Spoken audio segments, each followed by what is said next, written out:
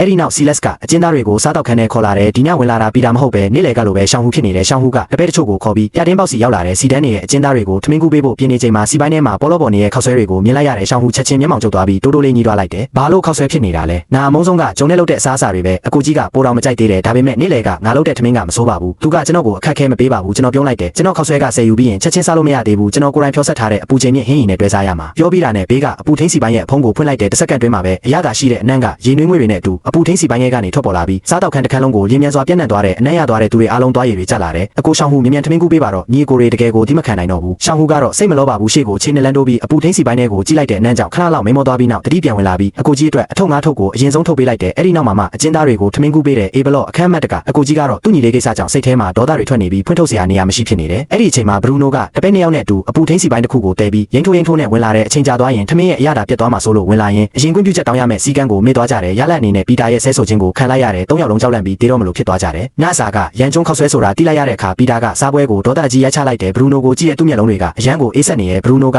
အမြန်တူးထောက်ချလိုက်ပြီးစကားတခုမှထပ်မပြောရတော့ဘူးတောင်းပန်ဖို့တောင်ပါစမဟရဲဘူးဘေးကတပည့်နှစ်ယောက်ဆိုရင်ကြောက်လန့်ပြီးကျမ်းပြင်ပေါ်မှာလဲကျနေပြီးပီတာရဲ့ဒေါသကြီးအော်တန်ကိုပဲကြားလိုက်ရတယ်အဲ့ဒီစားဖို့မူကိုသွားတက်လိုက်ဆန်ဘသူတိမှလည်းအဲ့ဒီအချိန်မှာပဲသူ့ညီလေးရဲ့လက်ကသူ့ကိုဆွဲထားလိုက်တယ်ပီတာချက်ချင်းပဲမျက်ရည်တွေစီးကျလာပြီးဆောင်းပေါ်ကိုကျသွားတယ်ဂျီလာရဲ့မျက်လုံးတွေကမိမ့်မိန်နေပေမဲ့ပီတာကိုစိုက်ကြည့်နေတာတွေ့လိုက်ရတယ်သူ့နှုတ်ခမ်းတွေနင်းနေလှုပ်ရှားနေပြီးတခုခုပြောချင်နေတယ်လို့ပဲပီတာကအန်တာမှုကနေမြင်မြန်တတိပြန်ဝင်လာပြီးဂျီလာရဲ့အနားကိုတိုးသွားတဲ့ချင်းတန်လိုတိုးလုံးနဲ့ဂျီလာရဲ့အတန်ကိုတေးသေးချာချာကြားလိုက်ရတယ်အကိုဘာဟင်းလဲအရန်မွေးတာပဲငါအရန်စာနေပြီးပီတာကကြားပြီးတာနဲ့ဝမ်းသာလုံးလို့မျက်ရည်ကျလာတဲ့တပည့်တွေကိုမြင်မြန်မေးလိုက်တယ်ရန်ကျုံခောက်ဆွဲအကုန်စားပြီးပြီလားကန်ကောင်းလို့အောက်ခြေမှာနင်းနေကျန်နေသေးတယ်ပီတာကမျက်နှာပူစရာဖြစ်နေပေမဲ့သူ့ညီလေးအတွက်မျက်နှာပြောင်းတိုက်ပြီးသူတို့ကိုတဲလာခိုင်းလိုက်တယ်အခုချိန်မှာပီတာရဲ့စိတ်ချနေကအရန်ကိုကောင်းနေတဲ့သူ့ပဲတွေကိုစိတ်ရှိလက်ရှိနဲ့ပြောလိုက်တယ်ငါစားချင်လို့မဟုတ်ဘူးဒီခောက်ဆွဲရဲ့အနံ့ကဂျီလာကိုအတီးနံလူသားအခြေအနေကနေနိုးလာစေလို့ပဲခန့်နေဆရာဝန်လာစစ်ဆေးပြီးရင်သူစားကောင်းစားလိုက်မယ်တပည့်၃ယောက်ကြားပြီးတာနဲ့ချက်ချင်းကြောင်သွားကြတယ်နောက်ဆုံးတော့ဘာယာကူ၃ယောက်ရဲ့တိုင်ပင်ဆွေးနွေးမှုအပြီးမှာဒါဟာစေပညာသမိုင်းမှာဘလို့မှထပ်ပြီးမဖြစ်နိုင်တဲ့အမွေဖြစ်ရတစ်ခုအဖြစ်တညီတညွတ်တဲတတ်မှတ်လိုက်ကြတယ်ပီတာကအဆက်အသွယ်တွေကနေတဆင့်ညာတွင်ချင်းပဲသူ့ညီလေးကိုအကောင်းဆုံးစေယုံစီပို့ပြီးကုသိုလ်ခံယူစေတယ်ထွက်ခွာမဲ့ချိန်မှာသူ့ညီလေးရဲ့ပြင်းပြတဲ့တောင်းဆိုမှုကြောင့်ပီတာကရန်ကျုံခောက်ဆွဲနေနေပါတယ်အပူထင်းစီပိုင်းကိုပါယူသွားခဲ့တယ်ဒီလိုရက်ကလာကြိုတဲ့လူနာတင်ရင်ကလူတွေကိုတော်တော်လေးအံ့သာသွားစေတယ်ဆေးရုံမှာထမင်းမရှိတာလည်းမဟုတ်ဘူးကျွန်တော်ညစာချက်ပြီးတဲ့အခါမှာတော့အချင်းထောင်ရဲ့စီလက်စ်ကကျွန်တော်ကိုအခန်းအမှတ်69စီပြန်ပို့ပေးခဲ့တယ်ဒီရန်ကျုံခောက်ဆွဲကြောင့်ပဲတေတန်က9ရက်နောက်ဆုတ်သွားတယ်ဒါပေမဲ့ကျွန်တော်မသိခဲ့တာကကျွန်တော်ကိုအပြစ်တွေအစားထိုးခံခိုင်းခဲ့တဲ့ကောင်းစတာကောင်းဆောင်ကကျွန်တော်တေတန်နောက်ဆုတ်သွားတာကိုသိသွားတဲ့အခါထောင်ထဲကလူသက်သမားတွေနဲ့ချက်ချင်းဆက်သွယ်ပြီး6ရက်အတွင်းကျွန်တော်ကိုတေချာပေါရှင်းပစ်ဖို့အမိန့်ပေးခဲ့တယ်ဒုတိယနေ့မုံမလင်းခင်မှာပဲကျွန်တော်စားတော့ခံပြီးဖို့ချောင်ကိုရောက်နေပြီးအဲ့ဒီအချိန်မှာစီလက်စ်ကဆိုဖီယာကိုခေါ်လာတယ်ဆိုဖီယာရဲ့မျက်နှာထားကကောင်းမွန်နေပြီးကျွန်တော်ကိုကြည့်တဲ့မျက်လုံးတွေကနင်းနေရှောင်လဲနေတယ်နင်းနေတောင်ပြင်ဆင်ချက်ထားသေးတယ်ဒါပေမဲ့ကျွန်တော်သူမကိုဂယူးမဆိုင်ဘူးအရင်ဆုံးပါဝင်ပစ္စည်းတွေကိုစစ်ဆေးကြည့်လိုက်တယ်အရင်လိုပဲရှားပါနေသေးတယ်တပြင်းချပြီးတဲ့နောက်မှာတော့မန်ထိုပေါက်စီနဲ့ဘဲငံပြာကြီးလှုပ်ဖို့ဆုံးဖြတ်လိုက်တယ်ကျွန်တော်တို့နှစ်ယောက်ရဲ့ပူးပေါင်းဆောင်ရွက်မှုနဲ့မန်ထိုနဲ့ဘဲငံပြာကြီးကမြင်မြန်ဆန်ဆန်ပဲပြီးစီတော့မယ်ဆိုဖီယာကပေါင်းဝဲကကောင်းထဲပေါ်နေတဲ့မန်ထိုတွေကိုကြည့်ပြီးသူမရဲ့မျက်လုံးတွေထဲမှာတန်တရားတွေပြည့်ချင်နေတယ်ဒီယာကပေါင်းမိုးနဲ့လည်းမတူဘူးပီဇာနဲ့လည်းမတူဘူးစားလို့ရပါမလားဒါပေမဲ့မင်းညကကျွန်တော်လုပ်တဲ့ရန်ကျုံခောက်ဆွဲကိုတတိယသွားပြီးဆက်မတွေ့တော့ဘူးအဲ့ဒီအချိန်မှာစားတော့ခန်းတကားကိုထုနဲ့နေတဲ့အကျဉ်းသားတော်များများရှိနေပြီးဒါကစီလက်စ်ကိုတောင်အန်တာသွားစေရဲ့ပုံမှန်ဆိုမနက်9နာရီမှထမင်းစားရတာအခုမှ6နာရီခွဲပဲရှိသေးတယ်ဒီကျဉ်းသားတွေအယူတွေဖြစ်နေကြပြီလားသူကစားတော့ခန်းထဲကနေတကားနာကိုကတ်သွားပြီးအော်ဟဲ့နေရဲ့အတန်တွေကိုနားထောင်လိုက်တဲ့အခါပို့ပြီးတော့တောင်အန်တာသွားတယ်မြင်မြန်တကားဖွင့်ပေးငါတို့ထမင်းစားခြင်းနဲ့ဖျားရည်မြင်မြန်ထမင်းကူးပေးပါတော့တကယ်ကိုဒီမခံနိုင်တော့ဘူးငါတို့ကိုထပ်ပြီးမနှိမ့်ဆက်ပါနဲ့တော့စီလက်စ်ရဲ့မျက်နှာကတွန့်သွားတယ်ဒါကထမင်းစားနေတာမှမဟုတ်တာမူရစ်စေဖြတ်တဲ့သူတွေတောင်ဒီလောက်အခြေအနေမဆိုးဘူးကျွန်တော်လည်းချက်ပြုတ်တဲ့အချိန်ကိုမြင့်လိုက်တယ်မကြခင်မှာပဲနောက်ဆုံးအဆင့်ဖြစ်တဲ့ဘဲငံပြာကြီးကြောတဲ့အဆင့်ပဲကျွန်တော်တယ်ဒီယာကိုဆက်နဲ့လုပ်လို့မရဘူးလက်နဲ့ပဲလုပ်ရမှာ30ပေါင်အလေးချိန်ရှိတဲ့တန်တဲ့အိုးကြီးကိုကျွန်တော်ကစိတ်ကြိုက်လို့ရမ်းကြော်နေတဲ့လက်မောင်းကိုအသုံးပြုတယ်လို့လွယ်လွယ်ကူကူပဲဆိုဖီယာနဲ့စီလက်စ်တို့ကဒီမြင်ကွင်းကိုကြည့်ပြီးအန်တာသွားကြတယ်30ပေါင်လေးချိန်ရှိတဲ့တန်တဲ့အိုးကိုတိတိကျကျကင်တွယ်နိုင်ဖို့ဆိုတာ10နှစ်8နှစ်လောက်လေ့ကျင့်မထားရင်ဘယ်လို့မှမဖြစ်နိုင်ဘူးလေဒါပေမဲ့ငါရှိကလူက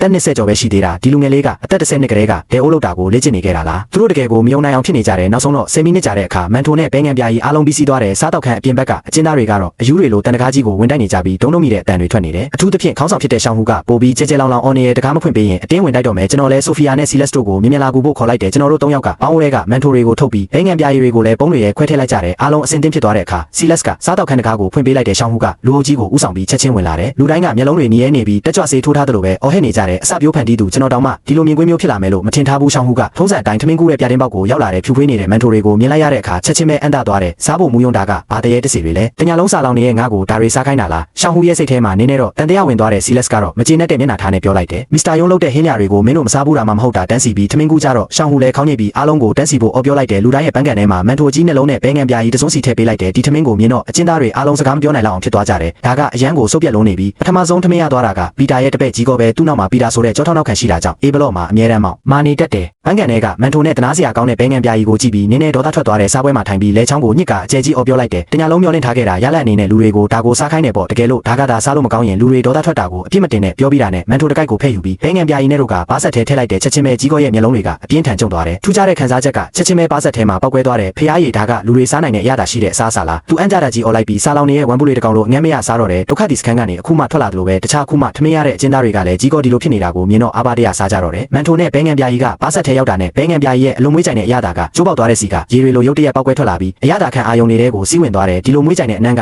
ချက်ချင်းပောက်ကွဲထွက်လာတဲ့ခန်းစားချက်ကသူတို့ကိုချက်ချင်းပဲပျော်ရွှင်မှုတွေနဲ့ကျေနပ်မှုတွေကိုနစ်မြုပ်သွားစေတယ်စားတောက်ခန်းတစ်ခုလုံးမှာချီးကျူးတန်တွေပြည့်ချင်နေတယ်ငါမေငါဒီလောက်အရသာရှိတဲ့အစားအစာကိုတခါမှမစားဘူးဒါကငကားနိုင်ငံရဲ့ထိတန်းစားဖို့မှုကချက်တာပဲဖြစ်ရမယ်အရင်ကဟင်းချက်တဲ့သူတွေထက်အများကြီးတာတယ်အခုနေတိုင်းတခြားဘာမှမလုပ်ချင်ဘူးထမင်းပဲစားချင်တော့တယ်ငါထောင်ကနေမထွက်ချင်တော့ဘူးယေရှုကငါ့ကိုလာခေါ်ရင်တောင်ငါမလိုက်ဘူးထောင်ကထွက်ရင်ဒီလိုအရသာရှိတာကိုစားရမှာလားရိုက်တဲ့ရင်တောင်မထွက်ဘူးဆိုဖီယာကဒီစကားတွေကိုကြားတော့အမြင်တွေအကုန်လုံးပြောင်းသွားတယ်လှပတဲ့မျက်လုံးတွေနဲ့ကျွန်တော်ကိုစိုက်ကြည့်နေရဲ့မန်ထိုနဲ့ဘဲငံပြာကြီးကအကျဉ်းသားတွေကိုဒီလောက်တောင်အယူမှုဖြစ်သွားစေတယ်ဆိုတာတကယ်ကိုနတ်ဖျားတွေရဲ့အစွမ်းလိုပဲဒါကမနေ့ကရန်ကျုံခောက်ဆွဲထက်တောင်ပိုပြီးအန်သားစရာကောင်းသေးတယ်စီလက်စ်ကလည်းဒီတန်မိုးကြီးပြီးအရသာရှိတဲ့အစားအစာကိုချက်ချင်းမြည်ဆန်းကြည့်ခြင်းပေမဲ့သူ့ရဲ့အထူးရာထူးကြောင့်အကျဉ်းသားတွေရှေ့မှာစားဖို့မတင်တော့ဘူးဒါကြောင့်တိတ်တဆိတ်တွေမျိုးချနေရတယ်ဘရူနိုကလည်းမင်းညကလိုပဲအပူထင်းစီပိုင်းတစ်ခုအပြည့်ထည့်ပြီးတပိတ်နှစ်ယောက်နဲ့အတူဝမ်းသာအားရစားတောက်ခန်းထဲကနေထွက်သွားတယ်ပီတာကဒီနေ့မနေ့ထမင်းလာမစားဘူးလူလွတ်ပြီးထမင်းလာယူဖို့လည်းမပြောဘူးဆိုပေမဲ့ခေါင်းဆောင်ရှေ့မှာမျက်နှာပြရမယ့်အခွင့်အရေးကိုဘယ်လိုလုပ်လက်လွတ်ခံမှာလဲမနေ့စာစားချိန်ကနာရီဝက်လောက်ကြာတဲ့အကျဉ်းသားတွေကမန်ထိုကိုတုံးပြီးပန်းကန်ပြားပေါ်ကဘဲငံပြားရည်တွေကိုပြောင်းစင်နေအောင်ချစ်စားသွားကြတယ်နင်းနေလေးတောင်မဖြုံးတီးကြဘူးအကျဉ်းသားတွေစားပြီးသွားတဲ့အခါ3ယောက်တစု2ယောက်တစုနဲ့ထွက်သွားကြတယ်စားတောက်ခန်းထဲမှာကြီးကောတယောက်ပဲကျန်တော့တယ်သူဒီနေ့တော်တော်လေးစားလိုက်ရလို့ကျင်းနေနေတဲ့နားထင်ကဆံပင်တွေကိုတက်တင်ပြီးဘန်းကိုကန်ကထမင်းကူးတဲ့ပြတင်းပေါက်ကိုရောက်လာတယ်ဒီချိန်မှာပြတင်းပေါက်ကထမင်းကူးပေးတဲ့သူကဆိုဖီယာဖြစ်နေပြီအလှလေးငါကိုမန်ထိုနှလုံးနဲ့ဘဲငံပြားရည်တစုံထပ်ပေးပါဦးဆိုဖီယာကနောက်ကလွတ်နေတဲ့အပူထင်းတစ်တာကိုကြည့်ပြီးမျက်နှာပြတ်သွားတယ်မန်ထိုတွေအကုန်လုံးစားကုန်ပြီးတော့ရှင်က၄ခါတောင်ထက်ယူပြီးပြီလေရှင်တကယ်ပဲထပ်စားနိုင်သေးလို့လားကြီးကောကအေးဆက်ဆက်ပြုံးလိုက်တယ်ဟမ်မဆောင်မနဲ့မင်းတို့မိဖို့ချောင်းကလူတွေကအမြဲတမ်းကိုအတွက်ကိုချန်ထားတတ်ပါတယ်မြင်မြန်ထုတ်ပေးစမ်းပါငါကိုဒေါသထွက်အောင်မလုပ်နဲ့ဆိုဖီယာကရင်ဘက်ကိုပိုက်ပြီးသူ့ကိုဆက်ပြီးဂယူးမဆိုင်တော့ဘူးကြီးကောကချက်ချင်းပဲမျက်လုံးတွေပြူလာပြီးဘန်းကိုကန်ကအတင်းပစ်ပေါက်လိုက်တယ်ဆိုဖီယာကအေးဆက်ဆက်ပြုံးလိုက်ပြီးဘေးကိုနင်းနေဆောင်ကရှောင်းလိုက်တယ်ဘန်းကနောက်ကနယံကိုသွားမှန်ပြီးကျဲလောင်နဲ့အတန်ကြီးထွက်လာတယ်ကြီးကောကပိုးပြီးဒေါသထွက်သွားတယ်ရန်လိုတဲ့ပုံစံနဲ့ထမင်းကူးတဲ့ပြတင်းပေါက်ကအခန်းထဲကိုပြေးဝင်လာတယ်ဆိုဖီယာရဲ့ရုပ်ရည်နဲ့ကိုလုံးကိုပေါက်ကိုရှင်းရှင်းလင်းလင်းမြင်လိုက်ရတဲ့အခါအန်တာသွားပြီးမကောင်းတဲ့အတွေးတွေဝင်လာတယ်ဆိုဖီယာစီကိုခုံဝင်လာတဲ့အခါဆိုဖီယာကမရှောင်ခင်မှာပဲနောက်ကနေလေကွင်းတန်တစ်ခုကြားလိုက်ရတဲ့အနက်ရောင်တဲ့အိုးကြီးတစ်လုံးကမိဖို့ချောင်းနောက်ကနေအရှိန်နဲ့ပြန်ထွက်လာပြီးကြီးကောရဲ့မျက်နှာကိုဒိုင်းကနေသွားမှန်တယ်ကြီးကောတယောက်ခေါင်းမူပြီးမျက်လုံးတွေပြသွားတယ်မတ်တက်တောင်တေချာမရနိုင်တော့ဘူးဒေါသထွက်နေရင်မဲ့ကျွန်တော်ရဲ့ကြောက်စရာကောင်းတဲ့ခွန်အားကြောင့်ရှေ့ကိုမတိုးရတော့ဘူးဒီလောက်ကြီးတဲ့တန်တဲ့အိုးကြီးကိုပြစ်ပေါက်နိုင်ဖို့ဘယ်လောက်တောင်ခွန်အားလို့မလဲကြီးကောကနောက်ကိုနှစ်လန်းဆုပ်သွားပြီးကျွန်တော်ကိုလက်ညှိုးထိုးကပြောလိုက်တယ်မင်းလိုထမင်းချက်တဲ့ကောင်လေးကလူတွေကိုရိုက်ရဲတယ်ပေါ့မင်းစုံစမ်းမကြည့်ဘူးလားအေးဘလော့မှာဘသူကငါခေါင်းပေါ်ကိုတက်ပြီးအနိုင်ကျင့်ရဲလဲဆိုတာမင်းတို့စောင့်နေလိုက်ပြောပြီးတာနဲ့ကြီးကောကမျက်နှာတစ်ချမ်းကိုအုပ်ပြီးစားတောက်ခန်းအပြင်ဘက်ကိုအမြန်ထွက်သွားတယ်စီလက်စ်ကတိုးတိုးလေးတတိပေးတယ်ဒီကြီးကောကနောက်ခံတိတ်မျိုးရှင်းဘူးအေးဘလော့ထောင်ထဲကကွန်ရက်တွေကအရန်ရှုပ်ထွေးတဲ့အထူးသဖြင့်ဘရူနိုနဲ့သူ့ရဲ့ဆက်ဆံရေးကတာမန်မဟုတ်ဘူးသူဘရူနိုကိုသွားရှာဖို့တေချာတယ်သူကသူ့ရဲ့အစင်တန်းကိုအတုံးချပြီးဝင်မချင်းပေးမဲ့ဒီထောင်မှာရေးမထားတဲ့စီးမင်းတစ်ခုရှိတယ်အချင်းထောင်ရဲတွေလောက်ရမှာကထောင်ရဲ့အခြေခံအကျဆုံးစီးမင်းတွေကိုထိမ့်သိမ့်ဖို့ပဲအချင်းသားတွေအချင်းချင်းကြားကပြဿနာတွေကသူတို့ဘာသာရှင်းရမယ့်ကိစ္စတွေပဲအချင်းထောင်ရဲတွေကဝင်ပါလို့မရဘူးဒါပေမဲ့စီလက်စ်ကအာတင်ပြီးပြောလိုက်တယ်ခဏနေဘရူနိုလာရင်ငါသူနဲ့စကားပြောကြည့်ပါမယ်ကျွန်တော်လည်းပြန်စဉ်းစားကြည့်လိုက်တယ်ဘရူနိုဆိုတာအဲ့ဒီလူဝါကြီးဖြစ်ရမယ်ဆိုဖီယာကကျွန်တော်အင်ဂျီစာကိုဖြည်းဖြည်းလေးဆွဲလိုက်ပြီးတောင်းပန်နဲ့မျက်နှာထားနေတယ်ကျွန်တော်စကားပြောမလို့လုံတုံးစားတောက်ခန်းတကားကရုတ်တရက်ပွင့်သွားတယ်ဘရူနိုကတပိတ်နှစ်ယောက်နဲ့အတူအမြန်ရှောက်ဝင်လာတာကိုတွေ့လိုက်ရတယ်သူ့မျက်နှာထားကစိုးရိမ်နေပုံရပြီးတခုခုအရေးကြီးတဲ့ကိစ္စရှိနေပုံပဲပြင်သွားဖို့လုံနေတဲ့ကြီးကောနဲ့တဲ့တိုးတော့တာပဲ